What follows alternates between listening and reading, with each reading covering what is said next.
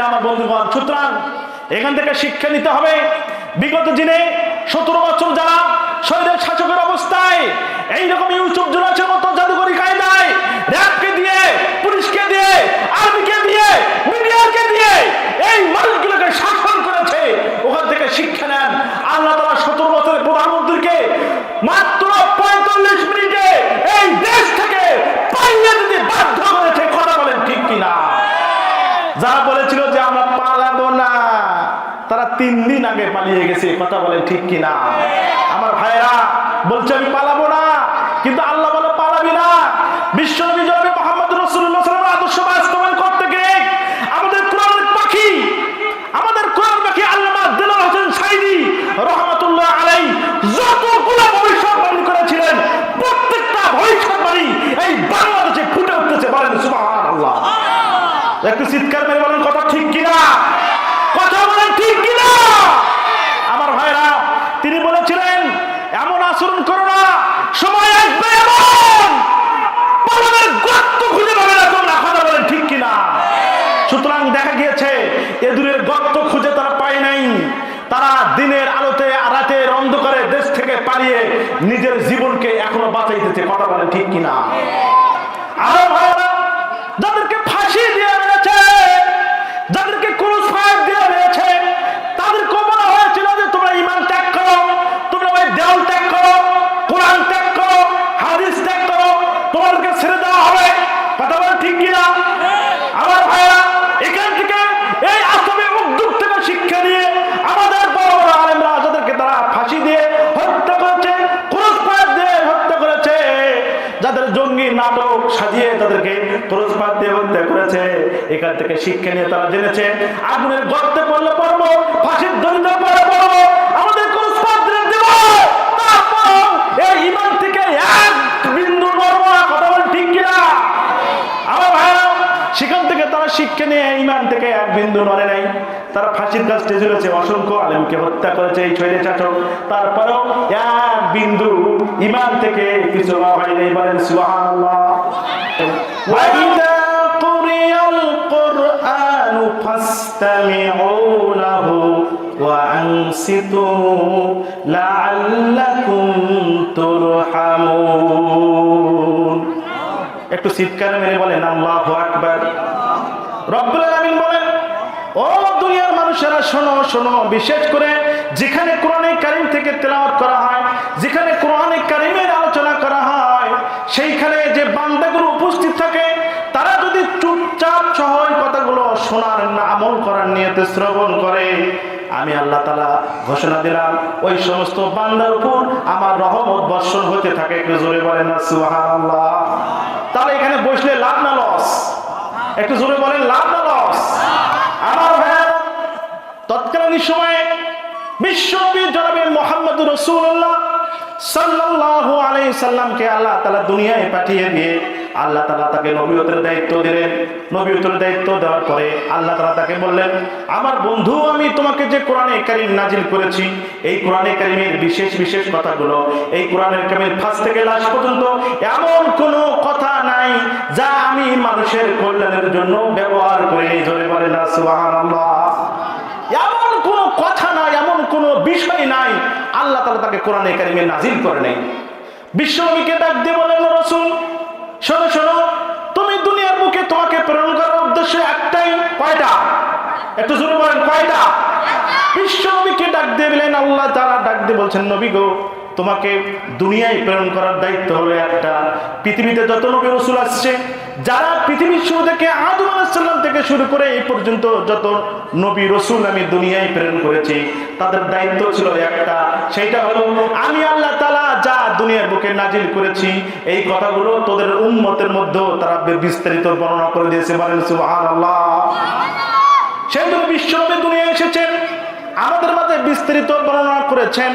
এই বিস্তারিত বর্ণনা শুনে অনেক মানুষ তৎকালীন সময়ে মুসলমান হয়ে গেছে। আবার এই কথাগুলো শোনার পরে কিছু কিছু মানুষ তার কল্যাণ হবে না দেখে দেখে তারা কাফের হয়েই থাকছে। জোরে বলেন নাউজুবিল্লাহ। কিছু মানুষ ঈমান এনেছে আর কিছু মানুষ ঈমান আনে নাই। আমার ভাইয়েরা, রব্বুল আলামিন বলেন, দুনিয়ার মানুষেরা নেই, তোমাকে দুনিয়ায় পাঠানোর পরে একটা কোরআনে কারীম নাজিল করলাম, হেদায়েতের গ্রন্থ পাঠালাম। এই গ্রন্থ থেকে যদি তুমি শিক্ষা নিতে পারো, আর এই শিক্ষা তোমার জীবনে, সমাজের জীবনে আর পৃথিবীর জীবনে যদি বাস্তবায়ন করতে পারো, ফালা খাউফুন আলাইহিম ওয়ালা হুম ইয়াহজানুন। চিৎকার করে বলেন আল্লাহু আকবার। আর চিৎকার করে বলেন আল্লাহু আকবার। আমার ভাইরা, আল্লাহ তাআলা বললেন, ও দুনিয়ার মানুষ শোনো শোনো, দুনিয়ার বুকে যে কোরআনে কারীম পাঠাইলাম, এই পাঠানো কিতাব যদি তোমার জীবনে, সমাজ জীবনে, তোমার দিনের জীবনে, তোমার ব্যক্তিগত জীবনে, রাষ্ট্রীয় জীবনে যদি এই কোরআনে কারীম তুমি মেনে নিতে পারো, তাহলে তাদের কোনো চিন্তা থাকবে না। আল্লাহ বলেন তাদের কোনো ভয় নাই, তাদের দাদার বাড়ি আবার সে জান্নাতে চলে যাবে। বলেন সুবহানাল্লাহ। আমাদের বাবার বাড়ি কোথায়? কথা বলেন, আমাদের বাবার বাড়ি কোথায়? আমাদের বাবার বাড়ি হলো জান্নাতে। জান্নাত থেকে আল্লাহ তাআলা এখানে পাঠিয়ে দিয়েছে। আল্লাহ বলছে যে এই কোরআনকে যদি তোমরা মানো, তাহলে আবার তোমাদের সেই বাবার বাড়ি আমি তোমাদেরকে পৌঁছায় দেব। জোরে বলেন না সুবহানাল্লাহ। আমার ভাইয়েরা, এই দুনিয়ার বুকে থাকতে হলে নেতৃত্ব যদি সবার মানেন, তাহলে বিপদ আসার সম্ভাবনা আছে। রব্বুল আলামিন সেই জন্য বলেন, কার নেতৃত্ব তুমি মানবে, কার নেতৃত্ব তুমি মানতে হবে, কে তোমাকে নেতৃত্ব দিবে। আল্লাহ তাআলা কোরআনে কারিমে সেটাও স্পষ্ট করে দিয়েছেন। একটু জোরে বলা যাবে না সুবহানাল্লাহ? আপনাদের কি মন খারাপ লাগতেছে? খারাপ লাগতেছে কি? আমার ভাইয়েরা, আল্লাহ তাআলা কোরআনে কারিমের ভিতরে বলেন, ইন্নাল্লাহা ইয়া'মুরুকুম আন তু'আদ্দুল আমানাতি ইলা আহলিহা। হয়নি একটু চিৎকার মেরে বলেন আল্লাহু আকবার। আল্লাহ তাআলা কোরআনে কারীমে সূরা নিসা 58 নম্বর আয়াত নাযিল করে দিয়ে রব্বুল আলামিন ঘোষণা দিলেন, ও দুনিয়ার মানুষ, তোমরা ভালো করে জেনে নাও, কোরআন থেকে শিক্ষা গ্রহণ করো। আল্লাহ তাআলা বলেন, নিশ্চয় আল্লাহ তোমাদেরকে নির্দেশ দিচ্ছেন, আল্লাহ হুকুম দিচ্ছেন, তোমাদেরকে আদেশ করতেছেন যে তোমার আমানত সহ, তোমার আমানত সম যোগ্য লোকদের নিকট অর্পণ করো। একটু জোরে বলেন সুবহানাল্লাহ। যোগ্য লোকের নিকট আল্লাহ তাআলা তার মানে আপনার আমানত তিনি বলছে যে অর্পণ করো, তার কাছে আমানত রাখো। যদি যোগ্য লোকের কাছে তোমার জীবনের আমানত, তোমার ভোটের আমানত, তোমার কি বলে এটাকে, তোমার সাপোর্টের আমানত যদি রাখো, আল্লাহ বলছে যোগ্য লোককে যদি তুমি অর্পণ করতে পারো, তাহলে কোনোদিন ওই লোক তোমার আমানতের খেয়ানত করবে না। কথা বলেন ঠিক কি না? আমার ভাইয়েরা, আমার বন্ধুগণ, রব্বুল আলামিন বলল, ও দুনিয়ার মানুষেরা, যোগ্য লোকের কাছে তোমার আমানত তুমি তাকে দান করো, তাকে সাপোর্ট করো, তার কাছে আমানত রাখো। তার কাছে আমানত রেখে দিলে আল্লাহ সুবহানাহু ওয়া তাআলা বললেন, ওই সমস্ত লোক, ওই মুমিন বান্দারা কখনো তোমার আমানতের খেয়ানত করবে না। একটু জোরে বলেন সুবহানাল্লাহ। আমার ভাইরা, বিশ্বনবী জনাবে মুহাম্মদুর রাসূলুল্লাহ, একসাথে বলেন সাল্লাল্লাহু আলাইহি ওয়াসাল্লাম। হয়নি একটু জোরে বলেন সাল্লাল্লাহু আলাইহি ওয়াসাল্লাম। ভাইরা আমার, বিশ্বনবী জনাবে মুহাম্মদুর রাসূলুল্লাহ সাল্লাল্লাহু আলাইহি ওয়াসাল্লাম এত ভালো লোক ছিলেন, এত আমানতদারিতে ছিল, এত যোগ্য লোক ছিল। তারপরও বলেন, তার পিছনে কাফের মুশরিকরা লেগেছিল না ছিল না? লেগেছিল না ছিল না? আমার ভাইরা শুধু দেখেন, বিশ্বনবী জনাবে মুহাম্মদুর রাসূলুল্লাহ সাল্লাল্লাহু আলাইহি ওয়াসাল্লাম যোগ্য লোকের কাছে যদি আপনি আপনার আমানত রেখে দেন, তাহলে কি কাজে লাগতে পারে সেই বিষয়টা শুধু সামান্য কিছু তুলে ধরার চেষ্টা করছি। আমার ভাইয়েরা, কাল লাগান, বিশ্বনবী জনাবে মুহাম্মদুর রাসূলুল্লাহ সাল্লাল্লাহু আলাইহি ওয়াসাল্লাম যখন তিনি মদিনা থেকে 10,000 সাহাবী নিয়ে যখন মক্কায় আসলেন, কয় হাজার সাহাবী? কথা বলেন, কয় হাজার সাহাবী? কথা কি শুনতেছেন? কয় হাজার সাহাবী বলেন তো? 10,000 সাহাবী নিয়ে যখন মক্কায় প্রবেশ করছেন, মক্কায় প্রবেশ করার রাস্তায় হঠাৎ দেখেন এক বুড়ি মহিলা 4-5টা বস্তা নিয়ে একবার কাঁধে উঠায়, একবার নিচে নামে, আর একবার কাঁধে উঠায়, কিন্তু সামনের দিকে এগিয়ে যেতে পারে না। বিশ্বনবী ডাক দিয়ে বললেন, মহিলা, বুড়িমা, আপনি এরকম কেন করছেন? আপনি এতগুলো বস্তা নিয়ে কোথায় রওনা দিয়েছেন? আপনি 4-5টা বস্তায় একটা মানুষ কোথায় নিয়ে রওনা দিয়েছেন? আমাকে বলেন, আমি একটু সহযোগিতা করতে পারি। এবার বুড়িমা ডাক দিয়ে বলছে, প্রতীক তুমি জানো না? ও প্রতীক তুমি জানো না? আব্দুল্লাহর ছেলে মুহাম্মদ সাল্লাল্লাহু করতেছে, তার মানে হলো ওই মুহাম্মাদের সঙ্গে আমরা যে আচরণ করেছি, আমাদের আচরণ এত খারাপ ছিল, মুহাম্মদ যদি আমাদেরকে দেখে তাহলে একটার ঘাড়ে মাথা রাখবে না। বলেন আল্লাহু আকবার। একটু জোরে বলেন না আল্লাহু আকবার। কি পরিমাণ খারাপ আচরণ করলে, কি পরিমাণ মানে খারাপ আচরণ করলে মানুষের ভিতরে এই ভয় ঢুকে যেতে পারে যে যে আচরণ করেছি যদি ওই দেখে তাহলে আমাদের ঘাড়ে একটারও মাথা রাখবে না। সুতরাং এখান থেকে শিক্ষা নিতে পারি, বিগত 17 বছর যাবত যারা আমাদেরকে নির্যাতন করেছে, নিষ্পেষিত করেছে, পদদলিত করেছে, 5 তারিখের পর তাদের এইরকম ভয় হওয়ার সম্ভাবনা আছে না। কথা বলেন ঠিক কিনা? আমার ভাইরা তারাও এরকম ভয় করছে। তারা কি করেছে?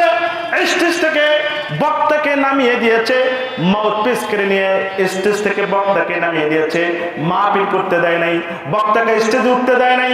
শুধু তাই নয়, বক্তার জিহ্বা পর্যন্ত কেটে নিয়েছে। শুধু তাই নয়, কক্সবাজারের ভিতরে আলোচনা শেষ করে যখন বক্তা বাড়ির দিকে রওনা দেয়, রাস্তার মাঝে গাড়ি ব্রেক দিয়ে চোখের ভিতরে পিস্তল ঠেকাইয়া এই শহীদের শাসক গুলি করে চোখ দুটো নষ্ট করে দিয়েছে। একটু জোরে বলেন নাউজুবিল্লাহ।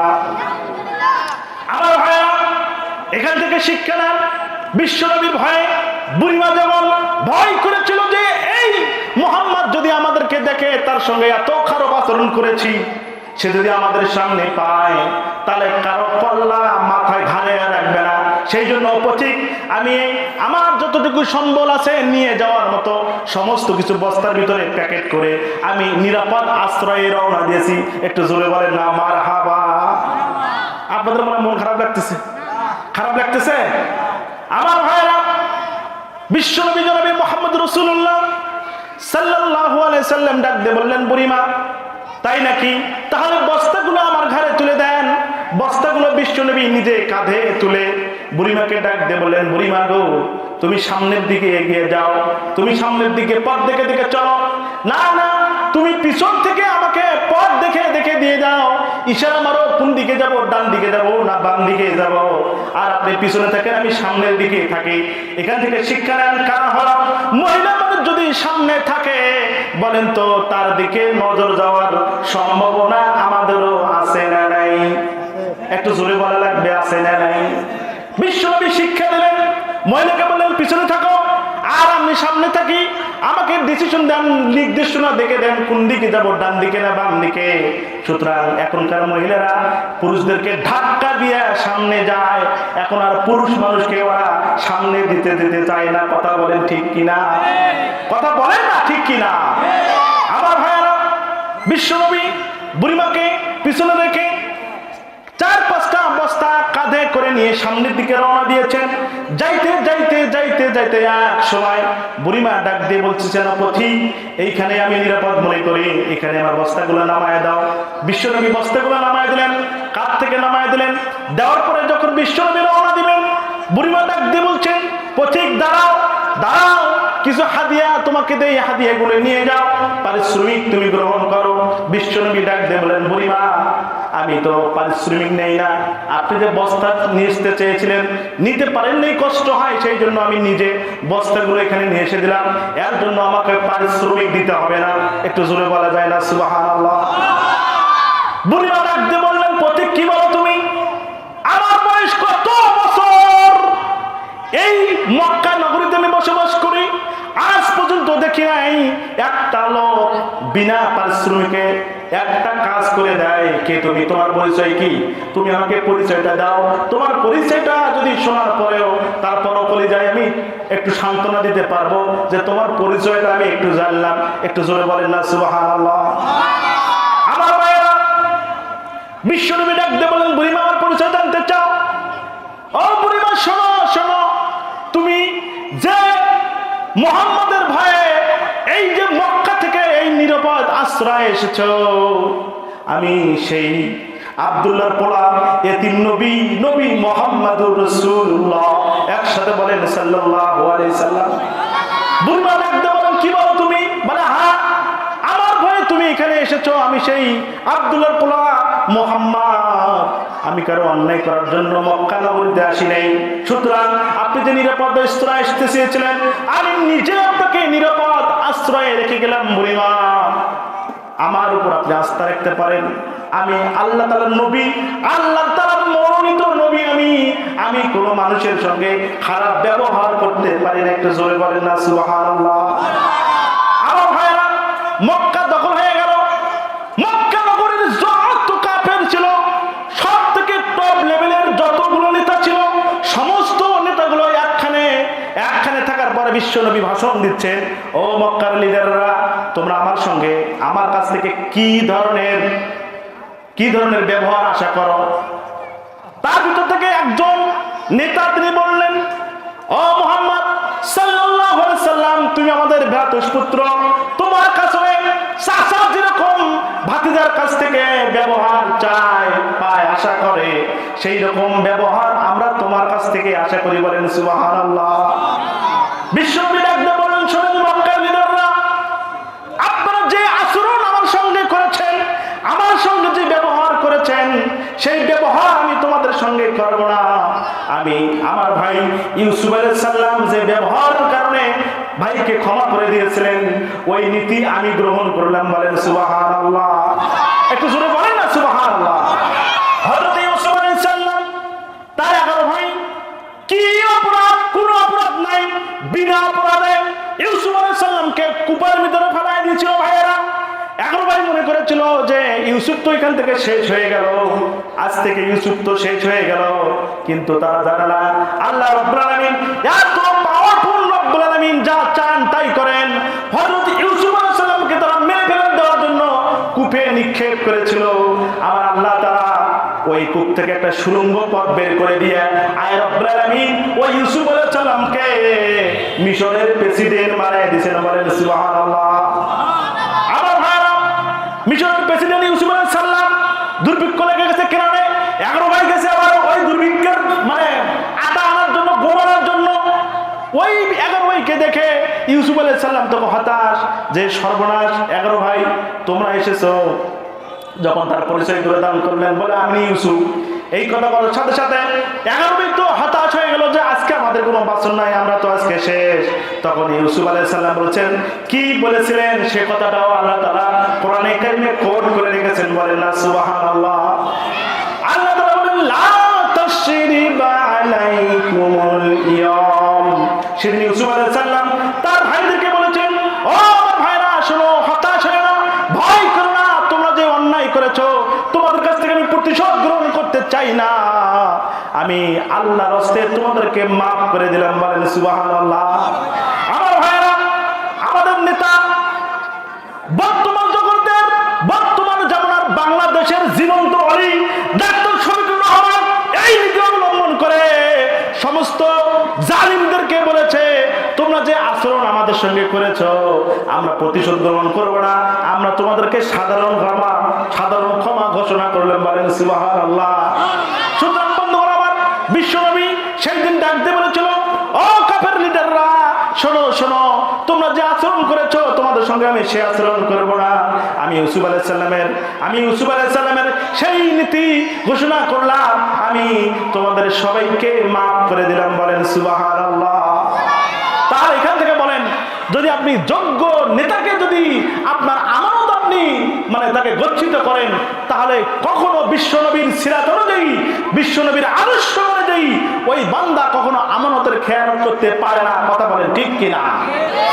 আমার ভাইরা, যে কথা বলতেছিলাম, রব্বুল আলামিন সেই জন্য বলি, ও দুনিয়ার মানুষেরা, তোমরা যোগ্য লোককে তোমাদের আমানত তাদেরকে দিয়ে দাও, তারা আমানতের খেয়ানত করবে না। আমার ভাইয়েরা, এই আমানত রক্ষা করার জন্য বিশ্বনবী যুগে যুগে কত নবী রাসূল দুনিয়ায় পাঠিয়ে দিয়েছেন, আর আল্লাহ তাআলা কোরআনে কারিমে অনেক ঘটনা বর্ণনা করছেন। একটু জোরে বলেন সুবহানাল্লাহ। ক্ষমতায় থাকার জন্য আমি যে কোরআনের আয়াতটা আপনাদের সামনে তেলাওয়াত করেছি, 85 নম্বর সূরা বুরুজ থেকে রব্বুল আলামিন জানান, ক্ষমতায় থাকার জন্য কত জালিম বাদশা কত মানুষকে হত্যা করেছে। আল্লাহ তাআলা পার্ট বাই পার্ট সংক্ষেপে কোরআনে কারিমে সমস্ত কথাগুলো কোট করেছেন। বলেন সুবহানাল্লাহ। হযরত ঈসা আলাইহিস সালামের সময় সেই সময় এক জালিম বাদশা ছিল, তার নাম ছিল ইউসুফ জুনওয়াস। নাম কি বলেন না, নাম কি? ইউসুফ জুনওয়াস। ওই জালিম বাদশাকে একটা জাদুঘর পালতো। কি পালতো? জাদুঘর পালতো। ওই ইউসুফ জুনওয়াস যখন জাদুঘর পালতো, আস্তে আস্তে জাদুঘরের বয়স যখন হয়ে গেল, দেখে জাদুঘর বাঁচবে না, ইউসুফ জুনওয়াস জাদুঘরকে ডাক দিয়ে বললেন, ও জাদুঘর, তোমার বয়স তো বেশি হয়ে যাইতেছে, তুমি তো আর বাঁচবে না। তুমি একটা কাজ করো, সেটা হলো একটা বালককে জাদু বিদ্যা শিখায় দিয়া তুমি আমার রাজ্যটা টিকানোর ব্যবস্থা করে দাও। একটু জোরে বলেন নাউজুবিল্লাহ।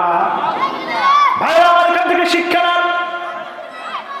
বিগত 17 বছর ফ্যাসিস্ট সরকার, স্বৈরাচার শেখ হাসিনা, ওই জালিম সরকার ইউসুফ জুনওয়াস যেরকম জাদুঘর শিক্ষা দিয়ে যেরকম ক্ষমতায় থাকার জন্য চেষ্টা করেছিল, এই স্বৈরাচার বিগত 17 বছরেও পুলিশ বাহিনী, আর্মি বাহিনী, র্যাব বাহিনী আর মিডিয়াকে এইরকম জাদুঘরি কায়দায় মানুষের উপর চালায়া দিয়া দিয়া ক্ষমতায় টিকেছিল। কথা বলে ঠিক কিনা?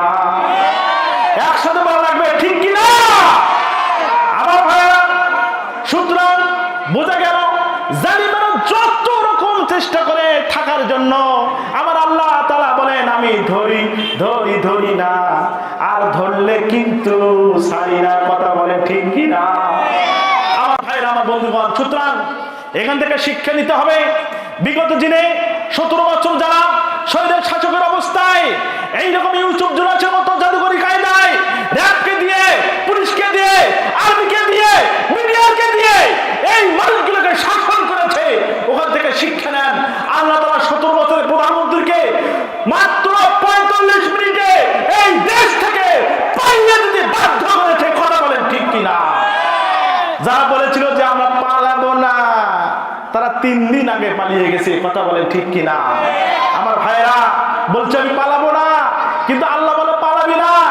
বিশ্বনবী জনাবে মুহাম্মদ রাসূলুল্লাহ সাল্লাল্লাহু আলাইহি ওয়াসাল্লাম আদর্শ বাস্তবায়ন করতে গিয়ে আমাদের কোরআনের পাখি, আমাদের কোরআন পাখি আল্লামা দেলোয়ার হোসেন সাঈদী রাহমাতুল্লাহ আলাইহি যতগুলো ভবিষ্যৎবাণী করেছিলেন, প্রত্যেকটা ভবিষ্যৎবাণী এই বাংলাদেশে ফুটে উঠতেছে। বলেন সুবহানাল্লাহ। একটু চিৎকার মেরে বলেন কথা ঠিক কিনা? কথা বলেন ঠিক কিনা? আমার ভাইরা, তিনি বলেছিলেন এমন আচরণ করো না, সময় আসবে এমন পালনের গর্ত খুঁজে পাবে না তোমরা। কথা বলেন ঠিক কিনা? সুতরাং দেখা গিয়েছে এদুরের গর্ত খুঁজে তারা পায় নাই। তারা দিনের আলোতে, রাতের অন্ধকারে দেশ থেকে পালিয়ে নিজের জীবনকে এখনো বাঁচাইতেছে। কথা বলেন ঠিক কিনা? আমার ভাইরা, ইউসুফ জুনওয়াস তিনি তার জাদুঘরকে বলল, আপনি একটা বালককে জাদুঘর শিখায় দেন, ভালো করে জাদুবিদ্যা শিখান। শিখে দেওয়ার পরে ওকে এমন ভাবে জাদুবিদ্যা শিক্ষা দেন, সে যেন আমার এই জনপদকে টিকে রাখতে পারি, সেই ব্যবস্থা আপনি করে দেন। বালক খুঁজতেছে, বালক খুঁজতেছে, পায় না। হঠাৎ করে একটা সুন্দর বালক তাকে পেয়ে গেল। নাম তার আব্দুল্লাহ বিন তামের। নাম কি? কথা বলছেন না? নাম কি বলেন তো? আব্দুল্লাহ বিন তামের। আব্দুল্লাহ বিন তামেরকে ওই জাদুঘর বাদশা তার কাছে নিয়ে গেল। নিয়ে যাওয়ার পরে তাকে জাদুবিদ্যা শিক্ষা দিতেছে। শিক্ষা দেওয়ার এক পর্যায়ে বাড়ি থেকে যখন আব্দুল্লাহ বিন তামের যাতায়াত করে, দেখে এক কুঁড়ে ঘরের ভিতরে এক লোক, সে যেন কার সঙ্গে যেন কথা বলে, মিষ্টি মিষ্টি করে অন্ধকারের ভিতরে কার সঙ্গে যেন কথা বলে। একটু জোরে বলেন সুবহানাল্লাহ। আব্দুল্লাহ বিন তামের মা ছিল, বাবা ছিল না। ইতিহাসবিদ লেখে ওই অসহায় এতিম সন্তান একা একা যাতায়াত করতেছে। মার কাছ থেকে বিদায় নিয়ে যখন ওই ইউসুফ জুনওয়াসের কাছে রওনা দেয়, মাঝে মাঝে রাস্তার মাঝে যখন ওই এক লোককে দেখে, এক লোক মুরব্বী, সে আল্লাহর সঙ্গে কার সঙ্গে যেন কথা বলে। ওই ইউসুফ জুনওয়াসের কাছে ওই বালক আব্দুল্লাহ বিন তামের মাঝে মাঝে যখন ইউসুফ জুনওয়াসের কাছে যায়, আর মাঝে মাঝে ওই আল্লাহর ওলির সাথে দেখা করতে যায়। বলেন সুবহানাল্লাহ। হয়নি? একটু জোরে বলেন না সুবহানাল্লাহ। আমার ভাইয়েরা, মার সঙ্গে বিদায় দিয়ে নিয়ে এসেছে। এখন আমাদের সন্তানগুলো এমন লোক আছে, এমন সন্তান আছে, সন্তানটাকে লালন পালন করে মানুষ বড় করবে, সে বড় হলে মা বাবার খেদমত করবে। এমন সন্তান দুনিয়ার বুকে আমাদের সমাজে দেখা যায়, মা বাবার কথা শোনে না, এমন সন্তান বলে না আমাদের আছে না নাই? একটু জোরে বলেন আছে না নাই? শুধু তাই নয়, মার কথা শোনে না, বাবার কথা শোনে না, এমনকি স্ত্রীকে বিয়ে করার পরে মাকে লাত্তি মারে, বাবাকে অপমান করে, এমন সন্তান বলে আমাদের সমাজে আছে না নাই? একটু জোরে বলেন আছে না নাই? আমার ভাইয়েরা, ছোট্ট একটা ঘটনা বলি। মালিক বিন দিদার রহমতুল্লাহ আলাইহি কাবা শরীফে গেছে হজ করার জন্য। হজ করার জন্য যখন গিয়েছেন, হজের কাজ শেষ হয়ে গেছে।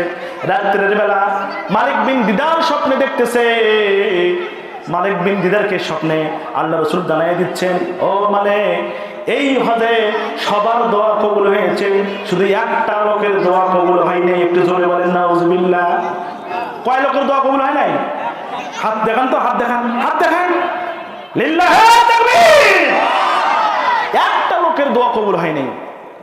মালিক বিন দিদার ঘুম ভাঙলো, বলল যে এই মক্কা শরীফের যত মানুষ হজ করতে এসেছিল সবার দোয়া কবুল হয়ে গেছে, একটা লোকের দোয়া কবুল হয় নাই।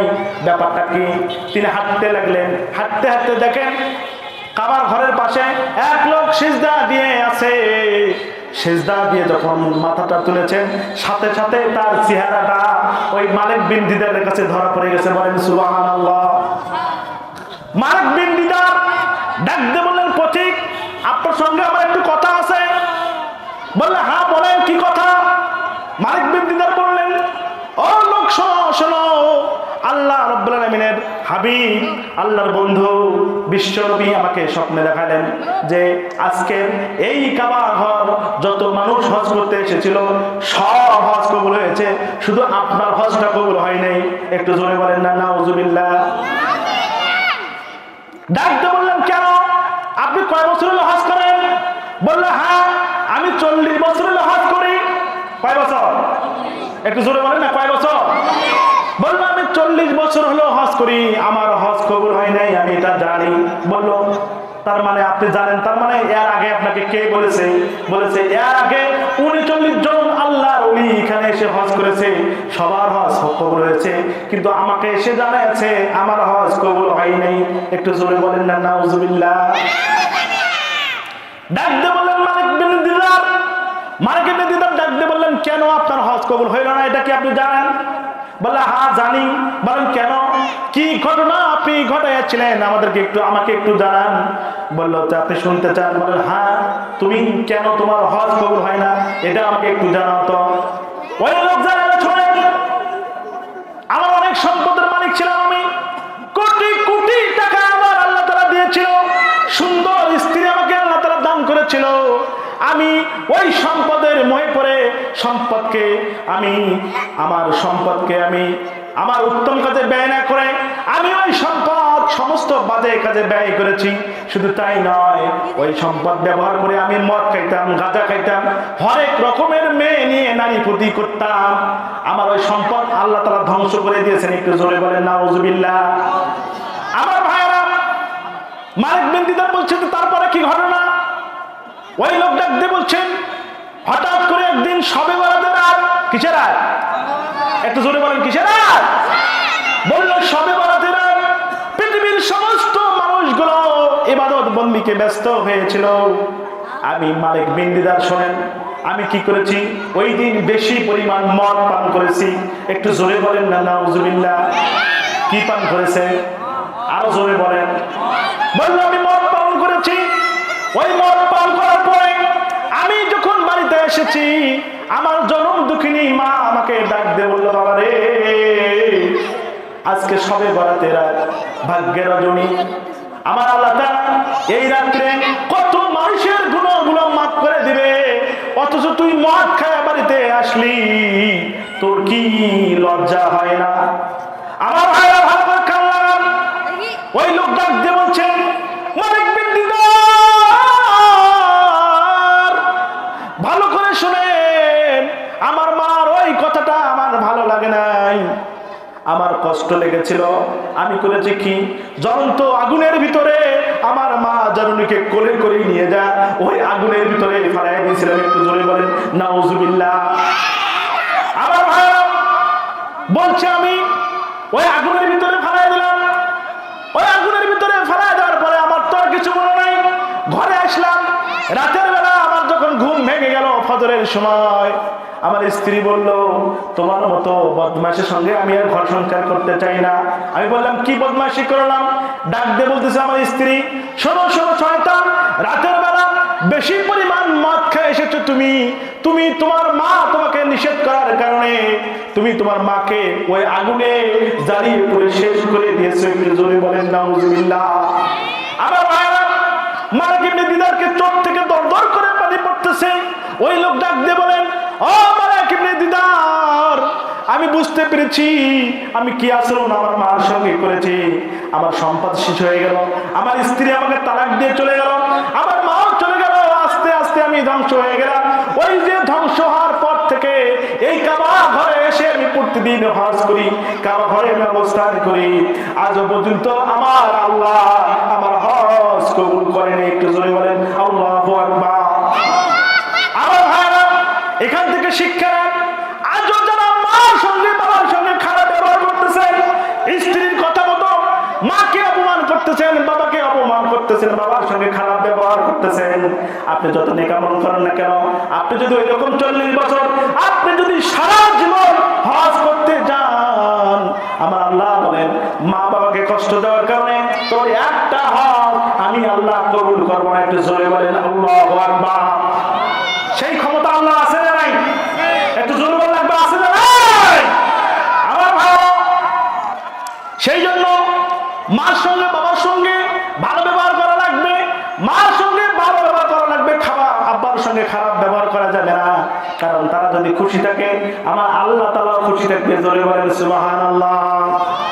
আমার গনা দিন ফুরাইয়া যাবে, যৌবনে লাগবে বাটি, তোমার গহনা দিন ফুরাইয়া যাবে, যৌবনে লাগবে বাটি। ওই যে দেখো ডাকিতেছে তোমায় কবরের মাটি, ওই যে দেখো ডাকিতেছে তোমায় কবরের মাটি।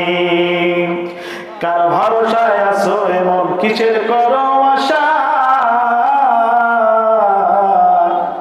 এত সাদের বাড়ি তোমার ভাঙবে একদিন, থাকবে না রে বাসা। কথা বলে ঠিক কিনা? আর জোরে বলে ঠিক কিনা? কার ভরসায় আছো এমন কিসের করো আশা, এত সাদের বাড়ি তোমার ভাঙবে একদিন, ভাঙবে রে বাসা।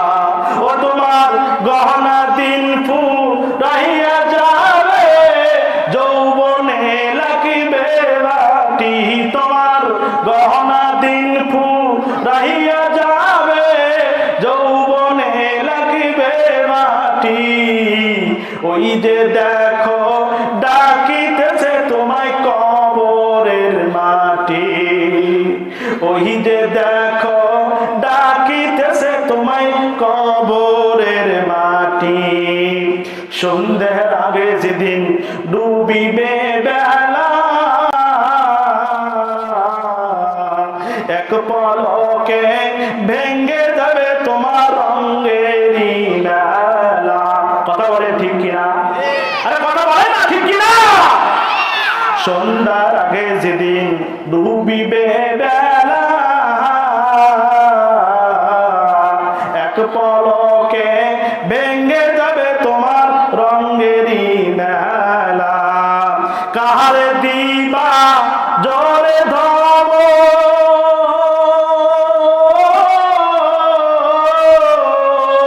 কাহারে দিবা জোরে ধব, কার মাথায় বাংলাটি। ওই যে দেখো ডাকিতেছে তোমায় কবরের মাটি, ওই যে দেখো ডাকিতেছে তোমায় কবরের মাটি। তোমার গহনা দিন দিন ফুরাইয়া যাবে, যৌবনে লাগবে মাটি তোমার গহনা দিন ফুরাইয়া যাবে, যৌবনে লাগবে মাটি। ওই যে দেখো ডাকিতেছে তোমায় কবরের মাটি, ওই যে দেখো ডাকিতেছে তোমায় কবরের মাটি। একটু জোরে বলেন না মারহাবা, আর একটু জোরে বলেন না মারহাবা, একটু জোরে বলেন না সুবহানাল্লাহ। আপনাদের খারাপ লাগতেছে? দোয়া দুটান দোয়া দুটান দোয়া দুটান, লিল্লাহি তাকবীর, আর জোরে বলেন লিল্লাহি তাকবীর। আমার ভাইরা ওই আব্দুল্লাহ বিন তামের ইউসুফ জোনাসের কাছে যায়, আবার ওই মুরব্বির কাছেও যায়। যাতায়াত করতে করতে দুইজনের কাছ থেকে শেখা হয়ে গেছে।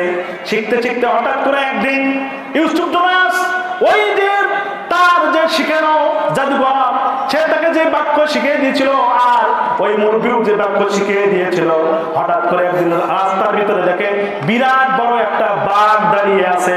কি দাঁড়িয়ে আছে? একটু জোরে বলেন, কি দাঁড়িয়ে আছে? বাঘ দাঁড়িয়ে আছে। হঠাৎ করে বাঘ দেখে সমস্ত মানুষগুলো যখন ভয় পেয়েছে, ওই ইউসুফ জোনাসের ওই বালক আব্দুল্লাহ বিন তামের তিনি বললেন, আমি আজকে মুরব্বির কথাটা কাজে লাগাবো। সে করলো কি, সামান্য একটা পাথরের ভিতরে বিসমিল্লাহির রহমানির রহিম এই কথাটা দিয়ে ফুঁক দেওয়া দিয়ে ওই বাঘের মাথায় যেন ওই পাথরটা মেরেছে, সাথে সাথে ওই বাঘটা ওখানে মরে গেছে। বলেন সুবহানাল্লাহ। আমার ভাইরা, আমার বন্ধুগণ, সমস্ত মানুষগুলো এই আব্দুল্লাহ বিন তামেরের এই কাণ্ড দেখে অবাক। বলল, তুমি কি পরে এই কথা, কি কথা বলে তুমি পাথর মেরেছো? এই কথা শোনার পরে ওই লোকেরা যখন ভালোভাবে তাকে ধরেছে, আব্দুল্লাহ বিন তামের ডাক দেওয়ান, এ দুনিয়ার লোকেরা শোনো শোনো, আমি এই কথাটা তোমাদের মাঝে উপস্থাপন করব, তবে একটা কথা, সেটা হলো তোমরা যদি কালেমা পড়ে মুসলমান হয়ে যাও, তাহলে আমি এই কথাটা তোমাদের সামনে উপস্থাপন করবো। একটু জোরে বলেন সুবহানাল্লাহ। সমস্ত মানুষগুলো বললো, হ্যাঁ তুমি বলো, আমরা সবাই মুসলমান হয়ে যাব। আমার ভাইরা, আব্দুল্লাহ বিন তামের সাথে সাথে বলল, আমি আল্লাহর সেই পাঠানো বাণী বিসমিল্লাহির রহমানির রহিম এইটা বলে ওই পাথরের মধ্যে ফুঁক দিয়ে ওই বাঘকে আঘাত করেছি, সাথে সাথে তিনি মারা গেছেন। ওই জনসমাজে যতগুলো লোক শুনেছে, সমস্ত লোকগুলো যখন মুসলমান হয়ে গেল, এইটা ওই বাদশা, জালিম বাদশা ইউসুফ জোনাস মেনে নিতে পারেনি। একটু জোরে বলেন নাউজুবিল্লাহ। আমার ভাইরা, বর্তমান সমাজে দেখা যায় বিগত 17 বছরের স্বৈরাচারী শাসক যিনি ছিলেন, যারা কোরআনের কথা বলেছে, সত্য কথা বলেছে, যাই কোরআনের সাথে থাকার কথা বলেছে, যাই কোরআনের পক্ষে কথা বলেছে, এই স্বৈরাচারী শাসক মানে নাই। সাথে সাথে ওই সমস্ত ব্যক্তিদেরকে নিয়ে গ্রেফতার করে জেলখানায় ঢুকেছে। কথা বলে ঠিক কিনা? কথা বলে ঠিক কিনা? আমি কি মিথ্যা কথা বলতেছি? কথা বলে মিথ্যা কথা বলতেছি? সুতরাং তিনি খালি ওই জেলখানার ভিতরে নিয়ে যেই ক্ষান্ত হয় নাই, আয়না ঘর নামের এক মাটির ঘর বানাইয়া মানুষদেরকে এমন কষ্ট দিয়েছে। সুতরাং আমরা এই ডক্টর ইউনূসকে বলবো, তাকে বাংলাদেশে নিয়ে আসেন, আয়না ঘরের ভিতরে ঢুকাইয়া পিস পিস করে তাকে দুনিয়া থেকে শেষ করে দেন। কথা বলে ঠিক কিনা? আবার ভাইরা, ইউসুফ জোনাস মানল না। তিনি বলল, এই লোকগুলোকে মেরে ফেলে দিতে হবে। আল্লাহ তাআলা কোরআনে কারিমে সেই কথা এখানে সুন্দরভাবে কোরআন করে দিয়েছেন। তাদের কোনো অপরাধ ছিল না। একটা আগুনের গর্ত বানানো হলো। আগুনের গর্ত যখন বানানো হলো, আগুনের গর্তের ভিতরে ওই লোকগুলোকে যারা ঈমান এনেছিল তাদেরকে বলল, তোমরা যদি ঈমান না ছাড়াও, তোমরা যদি ঈমান ত্যাগ না করো, তাহলে সবগুলো মানুষকে এই আগুনের ভিতরে ধাক্কা দিয়ে ফেরানো হবে। আমার ভাইরা, কিন্তু কেউ ঈমান আনা হচ্ছে না, বললো না আমরা ঈমান ছাড়বো না। আমার বন্ধুগণ, আমার ভাইরা, একটা একটা করে ওই আগুনের কুণ্ডলীর ভিতরে মানুষগুলো ফেলে ফেলে হত্যা করতেছে। আর পাশে কাফের মুশরিকরা ছিল, যারা ওখানে সাইডে বসেছিল, তারা মিটি মিটি করে হাসতেছে।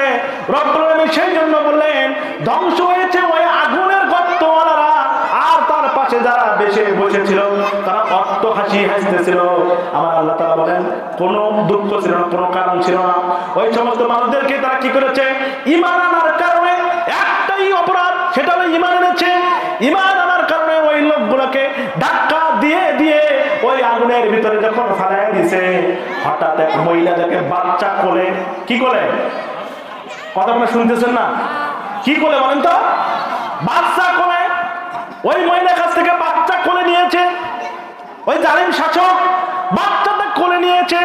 বলল, মহিলা শোনো, তুমি যদি ঈমান ত্যাগ না করো, তুমি যদি আব্দুল্লাহ বিন তামেরের বানানো শিখানো বাক্য যদি পরিত্যাগ না করো, তাহলে এই সন্তানকে আমরা আগুনের ভিতরে ফেলাই দেব। ওই মহিলা কোন দিক যাবে বুঝতে পারতেছে না, বললো যে না, ঈমান ত্যাগ করবো না, আপনি যা ইচ্ছে তা করেন। একটু জোরে বলেন না সুবহানাল্লাহ। আমার ভাইরা, আরে বাবারা, যাদেরকে ফাঁসি দিয়ে মেরেছে, যাদেরকে ক্রুশ ফায়ার দিয়ে মেরেছে, তাদেরকে বলা হয়েছিল যে তোমরা ঈমান ত্যাগ করো, তোমরা ওই দেওয়াল ত্যাগ করো, কোরআন ত্যাগ করো, হাদিস ত্যাগ করো, তোমাদেরকে ছেড়ে দেওয়া হবে। কথা বলেন ঠিক কিনা? আমার ভাইরা, এখান থেকে এই আসবে উদ্যোগ থেকে শিক্ষা নিয়ে আমাদের বড় বড় আলেমরা, যাদেরকে তারা ফাঁসি দিয়ে হত্যা করেছে, ক্রুশ ফায়ার দিয়ে হত্যা করেছে, যাদের জঙ্গি নাটক সাজিয়ে তাদেরকে ক্রুশ ফায়ার দিয়ে হত্যা করেছে, এখান থেকে শিক্ষা নিয়ে তারা জেনেছে আগুনের গর্তে পড়লে পড়বো, ফাঁসির দড়িতে পড়লে পড়বো, আমাদের ক্রুশ ফায়ার দিয়ে দেব, তারপর এই ঈমান থেকে এক বিন্দু নড়বো না। কথা বলেন ঠিক কিনা? আমার ভাইরা, সেখান থেকে তারা শিক্ষা নিয়ে ঈমান থেকে এক বিন্দু নড়ে নাই, তারা ফাঁসির কাছে ঝুলেছে, অসংখ্য আলেমকে হত্যা করেছে এই ছয়লে চাচক, তারপরেও এক বিন্দু ঈমান থেকে কিছু হয়নি। বলেন সুবহানাল্লাহ। ভাইরা আমার, ওই গর্তের ভিতরে সন্তানকে যখন ফেলে দিল, ফেলে দেওয়ার পরে সাথে সাথে ওই সন্তান মায়ের দিকে তাকায় আছে, মাকে বলছে, মা তুমি মনে করেছো যে